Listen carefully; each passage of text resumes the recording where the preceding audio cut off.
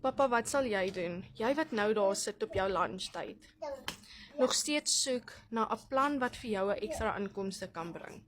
Ek is 'n tuisbly mamma, ek sit lekker hier aan die agterkant van my yard, kyk hoe my kinders speel en ek kyk na hulle en ek het 'n aanlyn besigheid wat vir my werk.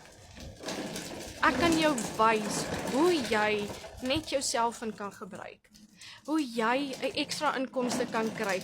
Dieselpryse gaan nou weer op, die petrol gaan op, krag gaan weer op. En jy het net jou maand se salaris, net daai een salaris. Wat sal jy doen as jy 'n ekstra inkomste kon kry om kos weer op die tafel te sit sonder om te worry hoe jy hierdie maand gaan deurkom? As jy bereid is om e-learning programme te kan en hoe jy jou eie besigheid aanlyn kan begin, stuur vir my besigheid in die comment section of los 'n boodskap, stuur vir my 'n WhatsApp of bel my as jy dit wil doen.